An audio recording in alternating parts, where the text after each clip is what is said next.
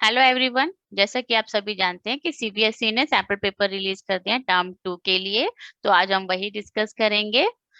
Hindi B का sample paper जिसका code है 085। तो ये पेपर आपका 2 घंटे का होगा और 40 मार्क्स का होगा।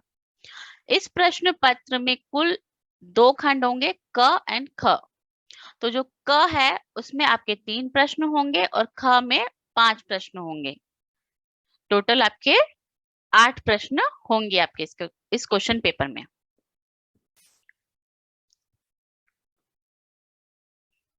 तो खंड क का प्रश्न पहला है, निम्नलिखित प्रश्नों में से किन्हीं 2 प्रश्नों के उत्तर लगभग 25 से 30 शब्दों में दीजिए। यहाँ पर आपको 3 प्रश्न दिए जाएंगे जिसमें से आपको किन्हीं 2 का उत्तर देना है और एक प्रश्न 2 मार्क्स का होगा, यानी कि 4 अंक हो गया। तो उसका पहला देखते हैं क। पर्वत प्रदेश में पावस कविता में पर्वत द्वारा अपना प्रतिबिंब तालाब में देखना पर्वत के किन मनोभावों को स्पष्ट करना चाहता है। प्रतिबिंब क्या होता है बच्चों? प्रतिबिंब होता है रिफ्लेक्शन। पर्वत प्रदेश में मनुष्य की भांति भावनाएं हैं। पर्वत प्रदेश में जो पर्वत है उसके अंदर मनुष्य की भांति भावनाएं होती हैं, फीलिंग्स होती हैं। तालाब या दर्पण एक संकेतक है कि पर्वत क्या महसूस कर रहा है। कि तालाब या दर्पण क्या है, एक तरह से इंडिकेटर्स है कि पर्वत क्या महसूस कर रहा है। वे स्वयं को निहार कर अपने अंतर्निहित भावों को समझने का प्रयास करता है।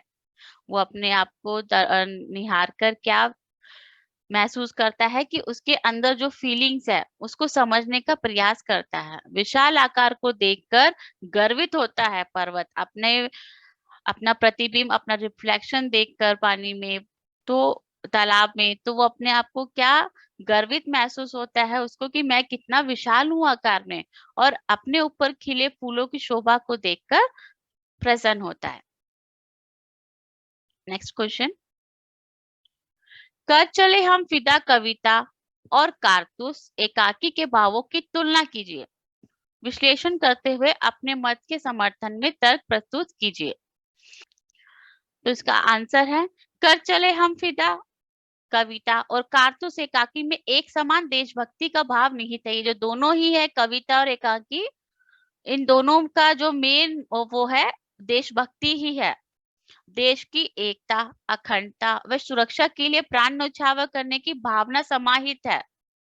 कविता में सैनिकों की कर्तव्य भावना का वर्णन है एवं एकाकी में वजीर अली के कारनामों से मातृभूमि के प्रति उसकी कर्तव्य निष्ठा का पता चलता है। कविता और एकाकी पाठ के हृदय में देशभक्ति व कर्तव्य भावना को जगाती है। ये दोनों ही, चाहे वो कविता हो कर चले हम फिदा, चाहे वो एकाकी हो कारतूस, इन दोनों में ही देशभक्ति की भावना भरी हुई है। Next question. वजीर अली के जीवन का लक्ष्य अंग्रेजों को इस देश से बाहर करना था। कारतूस पाठ के आधार पर कथन की सत्यता सिद्ध कीजिए। हाँ, वजीर अली जो था वो अंग्रेजों को बाहर निकालना चाहता था और वो काफी हद तक कर भी चुका था।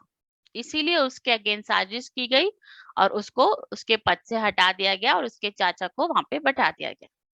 अभी आंसर पढ़ते हैं। जाबाज वजीर अली अत्यंत साहसी, वीर तथा पराक्रमी था। वो बहुत ही साहसी था। वह अवध के नवाब आसिफ उद्दौला का बेटा था। अवध के नवाब आसिफ उद्दौला का बेटा था। वह जब स्वयं अवध के तख्त पर बैठा था तो केवल 5 महीने के शासन में ही उसने अवध के दरबार को अंग्रेजी प्रभाव से पूर्णतः मुक्त कर दिया था। सिर्फ 5 महीने के शासन काल में उसने अपने अवध के शासन को अंग्रेजों से मुक्त कर लिया था।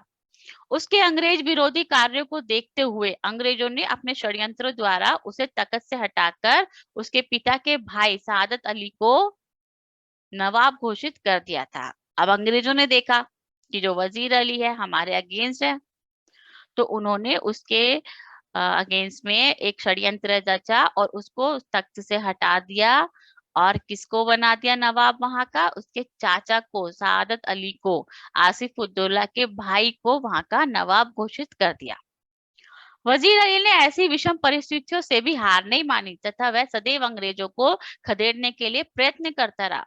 वह लगातार अपने बहादुर सिपाहियों के साथ नेपाल की ओर बढ़ने का प्रयास कर रहा था ताकि वहां पहुंचकर वह अपनी शक्ति का विस्तार कर सके और अंग्रेजों को बाहर कर सके। नाउ क्वेश्चन नंबर 2, निम्नलिखित दो प्रश्नों में से किसी एक प्रश्न का उत्तर लगभग 60 से 70 शब्दों में दीजिए। अब यहाँ पर आपसे दो प्रश्न पूछे जाएंगे, उसका उत्तर देना है आपको किसी एक का, और शब्द कितने होने चाहिए? 60 से 70, और ये आपका 4 अंक का होगा। और इसमें एक सिनेरियो दिया गया है, उसी के बेस पर आपको आंसर देना है। क, मृगाशी एक बहुराष्ट्रीय कंपनी में मैनेजर के पद पर आसीन है। जो एक मृगाशी है, एक मल्टीनेशनल कंपनी में मैनेजर पे डेजिग्नेशन पर काम करती। श्रेय संचालन व बहुमुखी प्रतिभा की धनी होने के साथ ही बुद्धिमानी से तथ्यों को सुलझाने और सभी कार्यों को व्यवस्थित करने में उसका कोई सानी नहीं है। मतलब वो बहुत ज्यादा इंटेलिजेंट है, वो एक साथ बहुत सारे काम कर सकती है। वह रात दिन काम में जुटी रहती है। जो मृगाशी है वो इतनी हार्ड वर्किंग है, कंटिन्यूअसली रात दिन वर्क करती रहती है। कंपनी के स्तर को बढ़ाने के लिए सदैव प्रयासरत रहती है। मतलब वो हमेशा कोशिश करती रहती है कि कंपनी का लेवल और ऊपर हो जाए। कुछ दिनों से उसके सिर में दर्द रहने लगा तथा नींद भी ठीक से नहीं आती है, क्योंकि वो कंटिन्यूअसली वर्क करती रहती है। जरा जरा सी बात में चिड़चिड़ापन होता है तथा अक्सर उदासी उसे घेरे रहती है। तो आपको ये सिनेरियो दिया गया है। अब क्वेश्चन है, इसका क्या कारण हो सकता है? पतझड़ में टूटी पत्तियां पाठ में छेन की देन हमें जो सीख प्रदान करती है, क्या वह मृगाशी के लिए सही साबित हो सकती है? स्थिति का मूल्यांकन करते हुए अपने विचार लिखिए। तो इसका उत्तर है, पतझड़ में टूटी पत्तियां पाठ में छेन की देन हमें जो सीख प्रदान करती है, वह निश्चित रूप से मृगाशी के लिए सही साबित हो सकती है। जब हम कंटिन्यूअसली काम करते हैं तो हम थक जाते हैं, हम मेंटली भी थक जाते हैं।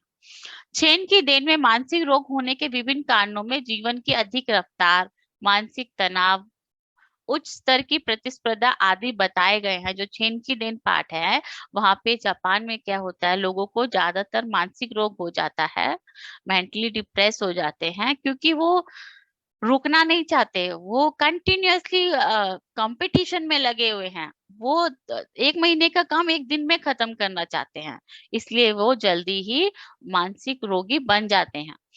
अधिक से अधिक काम करना व कम समय में काम निपटाना, ऐसे कारणों से ही मानसिक तनाव बढ़ जाता है। यह रफ्तार दिमाग को रुग्ण कर देती है। रुग्ण मतलब घायल कर देती है। जब हम इस कोशिश में रहते हैं 1 महीने का काम 1 दिन में निपटा देते हैं, तो ये जो एक टाइम पे हमारा दिमाग थक जाएगा, ठीक है। हम अकेलेपन के शिकार हो जाते हैं और स्वयं से बातें करते हैं, लगातार बड़बड़ाते रहते हैं। मृगाशी के साथ भी ऐसा ही हुआ और जीवन में संतुलन ना होने से वह बीमार हो गई। छेन की देन में टी सेरेमनी के माध्यम से वर्तमान का महत्व एवं सुख चैन व आराम की जिंदगी के विषय में बताया गया है। भूतकाल एवं भविष्य काल के मिथ्या होने को समझकर सहजता से जीते हुए कर्मरत रहकर तनाव रहित होकर हम स्वस्थ जीवन व्यतीत कर सकते हैं। जो चेन की देन में है उसमें टी सेरेमनी के द्वारा ये बताया गया है कि पास्ट, जो भूतकाल हो गया है हम उसमें कुछ नहीं कर सकते हैं, और जो भविष्य है हमें पता ही नहीं है क्या होगा, तो उसके बारे में भी सोचना बेकार है। तो हमको आज में जीना है, वर्तमान में जीना है, वो ही हमारा सच है। ठीक है, तो इसलिए ज्यादा प्रेशर नहीं लेना है, आराम से काम कीजिए, सहजता से काम कीजिए। नाउ सेकंड ऑप्शन है, दुनिया भर में असहिष्णुता लगभग आम हो गई है। जाति, धर्म, रंग और वैचारिक रूप से भिन्न दृष्टिकोण रखने वाले लोगों के प्रति असहिष्णुता की घटनाएं बढ़ती जा रही है। सहिष्णुता की परिभाषा पर विचार करें तो जिस विश्वास और प्रथा को हम पसंद नहीं करते उसमें बाधा डालने की बजाय संयम बरतना ही सहिष्णुता है। अब आपको फिर से एक सिनेरियो दिया गया है और क्वेश्चन पूछा गया है। कवि मैथिली शरण गुप्त जी ने कहा, अतर्क एक पंथ के सतर्क पंथ हो सभी। इस पंक्ति की सार्थकता व वर्तमान समय में इसका औचित्य स्थापित कीजिए। आजकल क्या होता है, असहिष्णुता है, मतलब किसी भी विचार को लेके लोगों में सहमति नहीं है। जाति को लेकर, रंग को लेकर, सब चीज को लेकर एक दूसरे से तनाव रहता है, लड़ाई रहती है। अगर ये असहिष्णुता ही ना रहे, सब लोग एक दूसरे के तर्क से सहमत हो जाएं, उसे ही सहिष्णुता कहा जाता है। अगर सहिष्णुता की परिभाषा पर विचार करें, तो जिस विश्वास और प्रथा को हम पसंद नहीं करते, जो हमें पसंद नहीं है, किसी का कल्चर पसंद नहीं है, किसी की प्रथा पसंद नहीं है, तो उसमें हमें बाधा नहीं डालनी चाहिए, संयम व पेशेंस रखना चाहिए। तो उसी को सहिष्णुता कहते हैं। पर आजकल ये नहीं है, असहिष्णुता बढ़ती जा रही है। उत्तर देखते हैं। कवि मैथिली शरण गुप्त ने अपनी कविता मनुष्यता के द्वारा मानव जाति को प्रेरित किया है कि वे मानव को सहिष्णुता, परमार्थ, विश्व बंधुत्व, करुणा, उदारता, धैर्य, सहयोग आदि गुणों को अपनाने के लिए प्रेरित करते हैं। ये जो कविता है मैथिली शरण द्वारा रचित मनुष्यता, उसमें बताया गया है कि मानव जाति को ये सारे गुण मानव जाति को अपनाने चाहिए। सहयोग, धैर्य, उदारता, करुणा।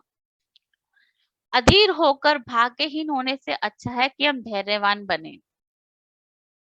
मतलब कि हमको पेशेंस रखना चाहिए, किसी के प्रथा में बाधा नहीं डालनी चाहिए, पेशेंस रखना चाहिए और सभी के तर्क को रेस्पेक्ट देनी चाहिए। मेल जोल, प्रेम व सौहार्द की भावना परस्पर होनी चाहिए। मेल जोल की, प्रेम की, सौहार्द की भावना हमेशा होनी चाहिए तथा वैचारिक भिन्नता को बढ़ने नहीं देना चाहिए। अगर किसी चीज पे हमारे विचार नहीं मिलते हैं, तो उस वजह से लड़ाई नहीं करनी चाहिए, पेशेंस रखना चाहिए और उसको बढ़ने नहीं देना चाहिए। हमें अपने लक्ष्य की प्राप्ति के लिए तथा ईश्वर की प्राप्ति के लिए विभिन्न मार्गों को एक करके पारस्परिक मतभेदों को भुला देना चाहिए तथा तर्कों से परे ईश्वर के एक पंथ पर आगे बढ़ना चाहिए। सब लोग अपने अपने तरीके से ईश्वर को मानते हैं, ठीक है, तो वो सभी जो मार्ग है अलग अलग है, उनको एक ही कर देना चाहिए और ईश्वर सबका है, उस उसका एक ही मार्ग है, उस पर हमें चलना चाहिए और ईश्वर इन सब से बहुत ऊपर है। परमात्मा का अस्तित्व सभी तर्कों से ऊपर है और हम सभी उनके अंश हैं। अतः इन सद्गुणों को अपनाते हुए मनुष्य को लोक कल्याण पर बल देना चाहिए। प्रश्न 3, पूरक पाठ्य पुस्तक संचिन के किन्हीं 3 प्रश्नों में से 2 के उत्तर दीजिए। आपकी जो सप्लीमेंट्री बुक है संचयन, उसमें से 3 प्रश्न पूछे जाएंगे जिसमें से आपको 2 का उत्तर देना है। कल भी उनके यहाँ गया था, लेकिन ना तो वह कल ही कुछ कह सके और ना आज ही। दोनों दिन उनके पास में देर तक बैठा रहा, लेकिन उन्होंने कोई बातचीत नहीं की। जब उनकी तबीयत के बारे में पूछा, तब उन्होंने सिर उठाकर एक बार मुझे देखा, फिर सिर झुकाया तो दोबारा मेरी ओर नहीं देखा। हालांकि उनकी एक ही नजर बहुत कुछ कह गई। जिन यंत्रणाओं के बीच वे घिरे थे और जिस मन स्थिति में जी रहे थे, उसमें आंखें ही बहुत कुछ कह देती हैं, मुंह खोलने की जरूरत ही नहीं पड़ती है। चैप्टर हरिहर काका से लिया गया है। अब प्रश्न देखते हैं। हरिहर काका की 15 बीघे जमीन उनके लिए जी का जंजाल बन गई।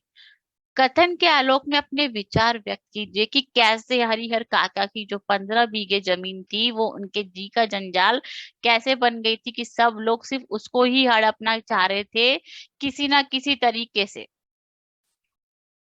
उत्तर देखिए, ये उत्तर भी हो सकता है, आप अपने पॉइंट्स भी ऐड कर सकते हैं। हरिहर काका और लेखक के बीच बहुत ही मधुर एवं आत्मीय संबंध थे। जो हर लेखक था, वो हरिहर काका से काफी अटैच था। लेखक गांव में जिन लोगों का सम्मान करते थे, हरिहर काका उनमें से एक थे।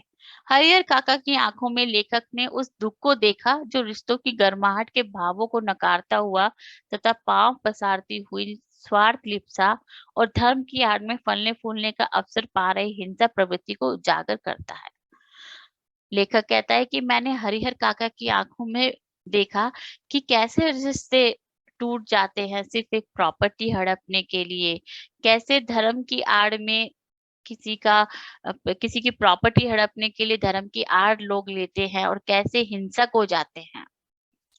ठाकुर बाड़ी के महंत एवं हरिहर काका के भाइयों का एकमात्र उद्देश्य हरिहर काका की 15 बीघे जमीन को हथियाना था। जो ठाकुर बाड़ी के महंत थे और जो हरिहर काका के भाई थे, रिश्तेदार थे, उन लोगों का सबका एक ही मकसद था कि उनकी जो 15 बीघे जमीन है उसको हथियाना।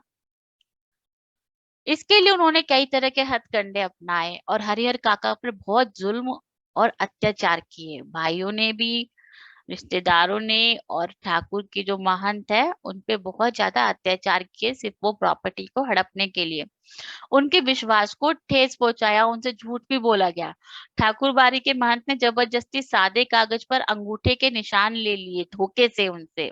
उन्हें मारा पीटा गया, हाथ और पांव मुंह बांध कर कमरे में बंद कर दिया गया। उनको बहुत ज्यादा टॉर्चर किया गया हरिहर काका को सिर्फ एक प्रॉपर्टी के लिए। हरिहर हरिहर के भाइयों ने भी ऐसा ही किया।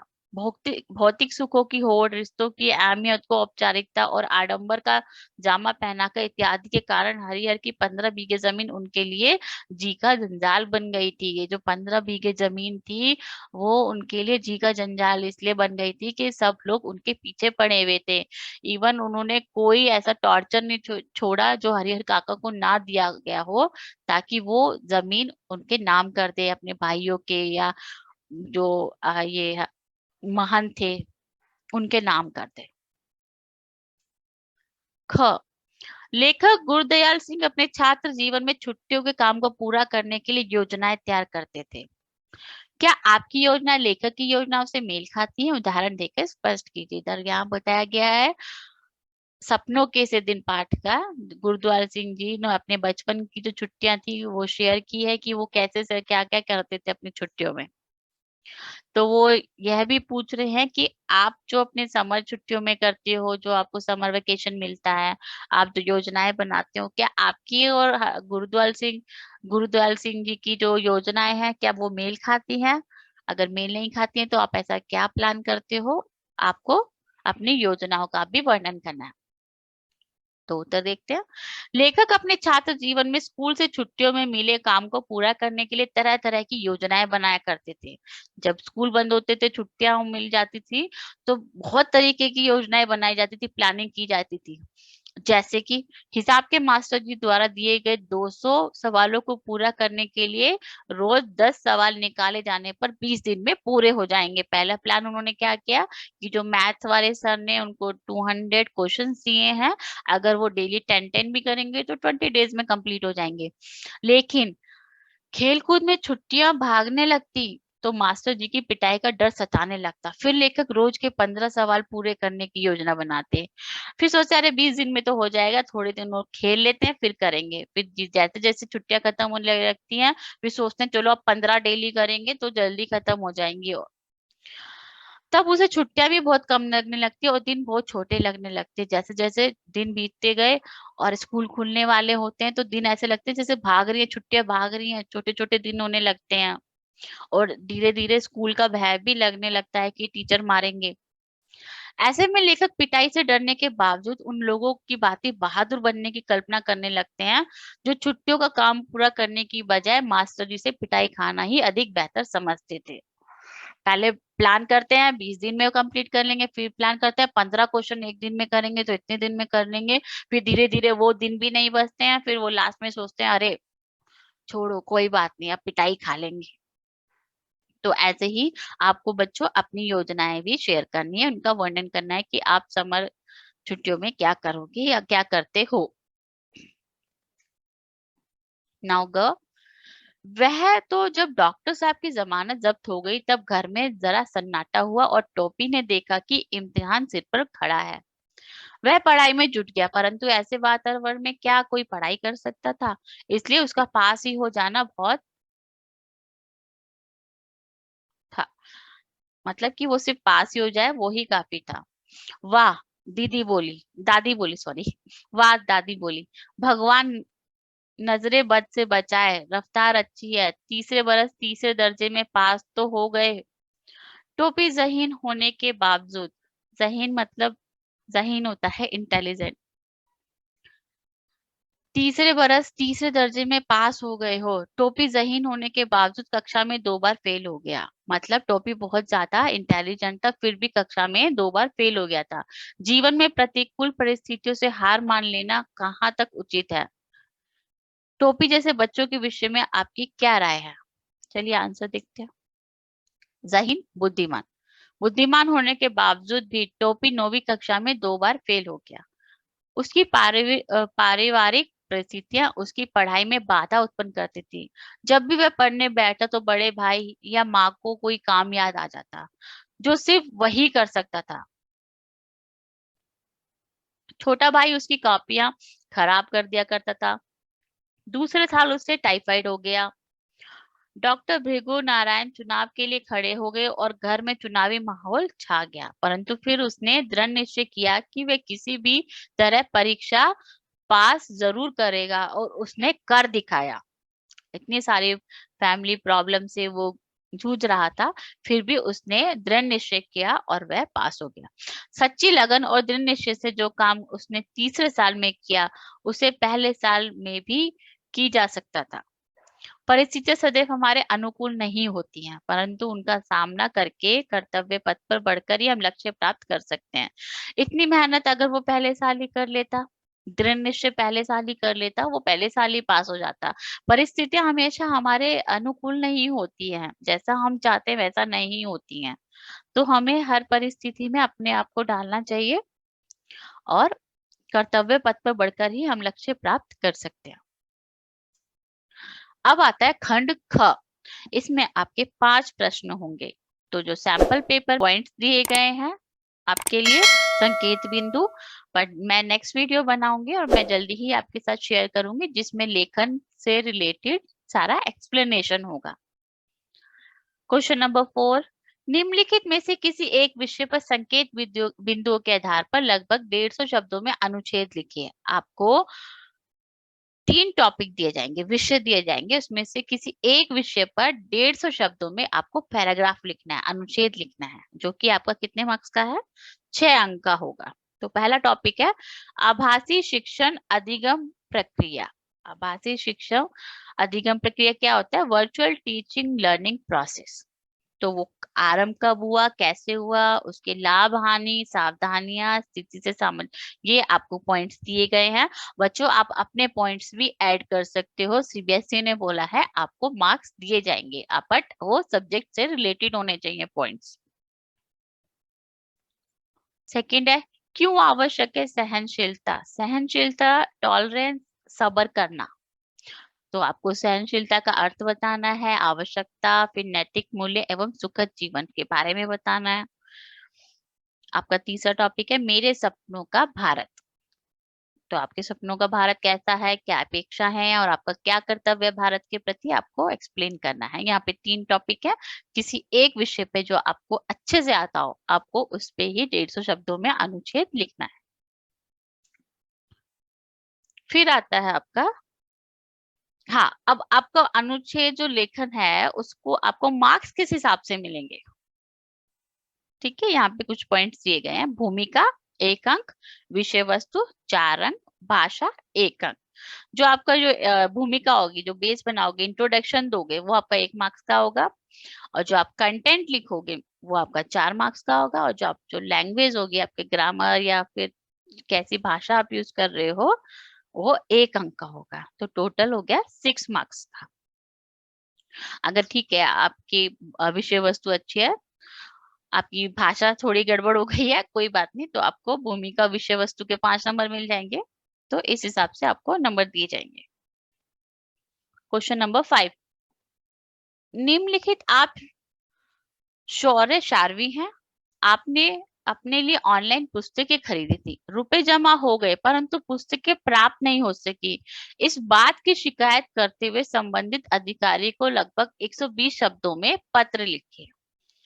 आपको यहाँ पे 2 पत्र दिए गए हैं, किसी एक पर विषय पर आपको पत्र लिखना है 120 शब्दों में। कि आपने ऑनलाइन बुक खरीदी थी, बट आपको आपके पैसे भी चले गए, आपको बुक्स नहीं मिली है, तो आपको लेटर लिखना है, कंप्लेन लेटर। नेक्स्ट है आपका आप सृष्टि सार्थक है। बेंगलुरु से चेन्नई शताब्दी एक्सप्रेस में यात्रा करते समय आपका कीमती सामान वाला बैग जल्दबाजी में गाड़ी में ही रह गया। आपके द्वारा की गई शिकायत से आपको अपना बैग वापस मिल गया। प्रबंधन की प्रशंसा करते हुए किसी समाचार पत्र के संपादक को लगभग 120 शब्दों में पत्र लिखिए। आप सृष्टि सार्थक है, मतलब आप गर्ल है तो आप सृष्टि है, बॉय है तो सार्थक है। आप बेंगलुरु से चेन्नई शताब्दी एक्सप्रेस में यात्रा कर रहे थे। अ, आपका जो सामान था वो खो गया था और आपने उसकी शिकायत की और शिकायत करने पर आपको आपका सामान वापस मिल जाता है। तो आप ये बात किसी समाचार पत्र में छपवाना चाहते हैं तो इसलिए आप लेटर टू एडिटर है, आप एडिटर को किसी भी न्यूज़पेपर के एडिटर को पत्र लिखेंगे और उसकी प्रशंसा करेंगे कि कितना अच्छा मैनेजमेंट था कि मेरा सामान खोया और मुझे मिल गया। अब लेटर राइटिंग में आपको मार्क्स किस हिसाब से दिए जाएंगे? आरंभ और अंत की औपचारिकताएं, जो फॉर्मेलिटीज होंगी, स्टार्टिंग कैसे कर रहे हो और एंड कैसे कर रहे हो, 1 नंबर। विषय वस्तु कंटेंट 3 मार्क्स का एंड भाषा 1 मार्क, टोटल 5 मार्क्स का। नाउ प्रश्न 6 आपका क्या है? सूचना लेखन। आप निवासी कल्याण संघ रेजिडेंट वेलफेयर एसोसिएशन के अध्यक्ष रमेश सुब्रमण्यम हैं। अपने क्षेत्र के मुख्य पार्क में आयोजित होने वाले योग शिविर के विषय में जानकारी देते हुए लगभग 50 शब्दों में एक सूचना तैयार करना है, जो कि आपका 2.5 मार्क्स का होगा। आपको प्रश्न 6 में 2 सूचना लेखन दिए हैं, किसी एक को करना है आपको। इसमें क्या है, क में आपको ऑप्शन है और फिर ख है, ख में भी आपको ऑप्शन है, मतलब कि यहाँ पर 4 सूचना लेखन दिए गए हैं, आपको कोई 2 करने हैं। तो क में आपका पहला तो वही है रमेश सुब्रमण्यम। आप क्षेत्र के मुख्य पार्क में आपका योग शिविर लगने वाला है, तो उसकी डिटेल आपको सोसाइटी में देनी है कि कौन से पार्क में कितने बजे, यह सब जानकारी आपको सूचना लेखन के द्वारा देनी है। अथवा नेक्स्ट आपका है, आप साहित्य संघ की सचिव सुपर्णा चक्रवर्ती हैं। आपके क ख ग विद्यालय में वाद विवाद प्रतियोगिता आयोजित होने वाली है। इसके लिए एक सूचना लगभग 50 शब्दों में तैयार कीजिए। आपके स्कूल में एक डिबेट होने वाली है, उसके लिए आपको सूचना लेखन तैयार करना है। नेक्स्ट है ख। इसमें भी आपके 2 सूचना लेखन होंगे, किसी एक पर आपको लिखना है। आप कक्षा 10वीं के लियोनार्ड बर्न डेट है। विद्यालय के बास्केटबॉल मैदान में आपको एक घड़ी मिली है। इससे संबंधित सूचना विद्यालय के सूचना पट के लिए तैयार कीजिए, जिसे घड़ी खोने वाला छात्र उसे प्राप्त कर सके। यह सूचना लगभग 50 शब्दों में तैयार कीजिए। मतलब आप 10th ग्रेड के बच्चे हैं, आपको बास्केटबॉल मैदान में एक घड़ी मिली है, तो इससे रिलेटेड आपको विद्यालय की जो नोटिस बोर्ड होता है वहां पर एक सूचना पट जो होता है वहां पर आपको एक सूचना लेखन लिखना है कि ताकि जिसकी घड़ी खोई है वो बच्चा आकर ले जाए। नेक्स्ट, आप अपने विद्यालय में इको क्लब के अध्यक्ष हैं। पर्यावरण दिवस के लिए आप विभिन्न कार्यक्रमों का आयोजन करना चाहते हैं। इको क्लब के सभी सदस्यों की सभा इसी संदर्भ में आयोजित करने के लिए विद्यालय के सूचना पट के लिए एक सूचना पत्र लगभग 50 शब्दों में तैयार कीजिए। मतलब इन्वायरमेंट डे है और आप उसके लिए कुछ प्रोग्राम करना चाहते हैं, तो उसी से रिलेटेड आप अपने बाकी सदस्यों को बुलाना चाहते हैं, इसलिए आपको एक सूचना लेखन लिखना है। अब सूचना लेखन के मार्क्स किस हिसाब से दिए जाएंगे? सूचना लेखन आपका 2.5 मार्क्स के 2 लिखोगे तो 5 नंबर का होता है, जिसमें फॉर्मेलिटीज जो आपका जो फॉर्मेट होता है वो आधा मार्क्स का है, कंटेंट 1.5 मार्क्स का है और भाषा आधे मार्क्स की है, टोटल 2.5 मार्क्स। अब आता है प्रश्न 7, विज्ञापन लेखन, एडवर्टाइजमेंट राइटिंग। स्वच्छता के प्रति जागरूकता फैलाने के लिए सरकार की ओर से एक विज्ञापन आपको तैयार करना है 50 शब्दों में। स्वच्छता के प्रति जागरूकता फैलाने के लिए सरकार की तरफ से करना है। नेक्स्ट, अथवा आपके विद्यालय में कवि सम्मेलन का आयोजन किया गया है। इसमें हास्य कवि सुरेंद्र शर्मा जी विशेष अतिथि के रूप में आमंत्रित हैं, आपके चीफ गेस्ट हैं। इसका प्रचार प्रसार करने के लिए लगभग 50 शब्दों में विज्ञापन तैयार करना है। आप मतलब आपके स्कूल में कवि सम्मेलन हो रहा है और उसमें हास्य कवि आ रहे हैं सुरेंद्र शर्मा जी, तो आपको एडवर्टाइज तैयार करना है 50 शब्दों में। फिर इसमें भी आपको 2 दिए जाएंगे, किसी एक पर आपको विज्ञापन तैयार करना है। आपके क्षेत्र में निवासी कल्याण संघ रेजिडेंट वेलफेयर एसोसिएशन द्वारा एक पुस्तकालय तैयार किया गया है जिसमें प्रत्येक आयु वर्ग के लिए पुस्तकें उपलब्ध हैं। इसके प्रचार प्रसार के लिए लगभग 50 शब्दों में विज्ञापन तैयार कीजिए। आपके क्षेत्र में एक लाइब्रेरी ओपन हुआ है जिसमें हर एज के बच्चे के लिए, बूढ़ों के लिए, सभी के लिए बुक्स उपलब्ध हैं।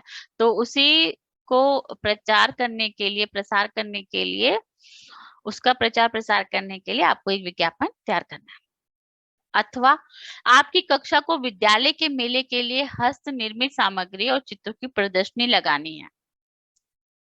आपके स्कूल में एक फेयर है, उसमें आपने जितने भी हाथों से कुछ सामान, हैंडमेड चीजें जो बनाई है, ड्राइंग्स बनाई है, तो वो आपको स्टॉल्स लगानी है। अपनी प्रदर्शनी के लिए लगभग 50 शब्दों में एक विज्ञापन तैयार करना है। तो आपको अपनी प्रदर्शनी के लिए 50 शब्दों में एक एडवर्टाइजमेंट तैयार करना है। अब आपको विज्ञापन लेखन के मार्क्स किस हिसाब से दिए जाएंगे? तो जो आपका कंटेंट होगा वो 1 मार्क्स का, आप कैसे प्रेजेंट करते हो प्रस्तुति 1 मार्क्स की, एंड भाषा 1.5 मार्क्स का, तो आपका होता है 2.5 मार्क्स का। अब आता है प्रश्न 8। निम्नलिखित विषयों में से किसी एक विषय पर लगभग 120 शब्दों में लघु कथा लिखिए। शॉर्ट स्टोरी लिखनी है आपको। टॉपिक दिए गए हैं परोपकार का परिणाम अथवा अपूर्व संतोष। किसी एक पर आपको 120 शब्दों में लघु कथा लिखनी है। आपको लघु कथा के मार्क्स किस हिसाब से मिलेंगे? आपका कंटेंट 2 मार्क्स का, आप कैसे प्रेजेंट कर रहे हो 2 मार्क्स का, भाषा 1 अंक का। होपफुली आपको पैटर्न समझ में आ गया होगा कि टर्म 2 में कैसे पेपर आने वाला है आपका सब्जेक्टिव। तो इधर आपका सीबीएसई द्वारा जो सैंपल पेपर रिलीज किया गया है उसमें लेखन से रिलेटेड एक्सप्लेनेशन नहीं है। तो मैं एक नई वीडियो के साथ आपसे जल्दी ही मिलूंगी, आपके साथ जल्दी ही शेयर करूंगी जिसमें पूरा एक्सप्लेनेशन होगा लेखन का। थैंक यू, धन्यवाद, बाय बाय।